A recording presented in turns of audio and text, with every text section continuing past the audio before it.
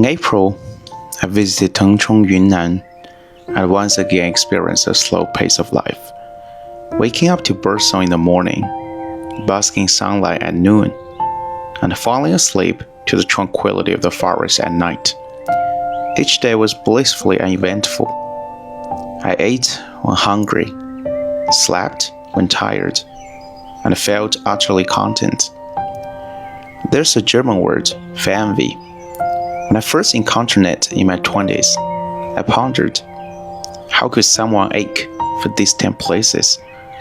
It was as baffling as the English phrase, travel age, which I couldn't grasp as a student. The homesick made immediate sense. As a child, I never dreamed of traveling the world. Back then, becoming a scientist was a popular ambition. Kids who talked about changing the world were often laughed at, but saying you aimed for Tsinghua or Peking University would earn approving smiles from adults. I was born in a mountain city, where hills stretched as far as I could see. A river ran through the city, and crossing it via the bridge, and the bag took less than 2 hours. That was my world, tiny by any measure, yet it held everything I needed: family, food, and nature. I never imagined leaving, at least not for so long. At 17, high school ended, and with it, a frenzy of studying. In that moment, it was as if God tapped me on the head and said, forget about being a scientist. It's not happening. But what then? Before I could dwell on it, a classmate called me away to eat. After graduation, I hastily sent out a resume and landed my first job. For 6 years, time flew. Every day I entered a high-rise at 9 a.m. and emerged at 7 p.m. Year after year, I barely noticed the seasons, especially Beijing summers. Despite living there for years, I never visited the Great Wall, always telling myself, there will be time later. Now, I have adopted a new mantra, since I'm here anyway. These days I cherish summer. I'm deterred by heat or sunburn, though my skin is fragile. In Tengchong, I got sunburned again, and I'm still peeling. Tengchong, too, is cradled by mountains, with lakes and streams waving through the town. The locals are warm and unpretentious, reminiscent of my hometown, which is perhaps why I love it. For me, travel's charm lies not in vacation, but in exploration. Walking through a city step by step reveals surprises, like the stunning rose-colored tree I stumbled upon in Heshun ancient town, a scene forever etched in my memory. At my hotel, I met a local guy in his early 20s. I told him I envy his job in such a serene, beautiful place. He replied, "There's no money here. You need money to marry and live well." I asked what living well meant to him. "Being in a beautiful place with my family," he said. "But you're already here," I pointed out.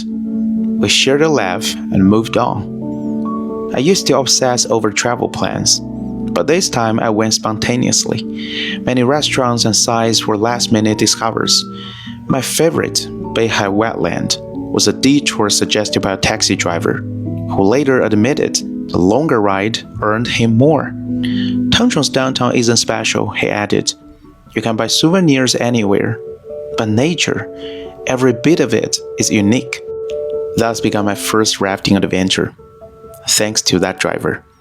This is travel's magic.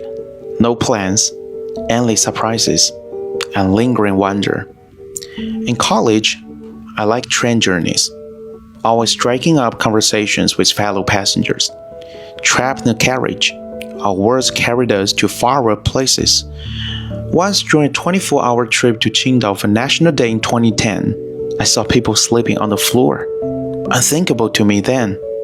At night, their snores made me jealous. They seemed to sleep better than I did upright. Now grain trains are rare, and so are fluid sleepers. On high-speed rail, only children are noisy. Adults silently scroll through phones. No one talks to strangers anymore. In these carriages, our minds escape through screens, not stories. To me, travel is a pursuit of beauty and truth, and a return to childhood. The first time I heard the term SB was in college in Wuhan. Before that, the worst insult I knew was haha, means fool in our dialect. I resented my lack of advanced pop culture, like going to war unarmored. I love Tengchong because its people remind me of home, simple and genuine. At breakfast, I noticed a chef squatting to rest, but the moment I entered, he'd stand up. As I left, I'd squat again, a small balance between duty and comfort. I dislike rigid rules or forced enthusiasm. Comfort is key. In Tengchong, shopkeepers let you browse in peace, only engaging when needed. That measure warmth felt just right. The people we meet while traveling are mirrors. Who we talk to, who greets us, who becomes a friend. It feels fated. Born in the mountains, I was destined to love rivers and peaks. When my father said, "A man who's seen the ocean will have a broader mind," my obsession with distant seas was sealed. In Beijing, I made a few friends and saw little. But one autumn morning, I visited the Temple of Earth, searching for traces of Shitiesheng. My sharpest memories tie back to childhood, to books and TVs. Life's magic lies in how scattered fragments connect, and travel helps gather those cosmic pieces. String them together, and there's your life. 我老的时候，闭上眼，应该还能想起某一个春天的早晨，在腾冲，伴着鸟叫和一望无际的绿色，我在读书，读着史铁生的《我与地坛》，读着李娟的《我的阿勒泰》，思绪飘向了远方和过去，只是哪边是现实，哪边是梦境，我也不知道。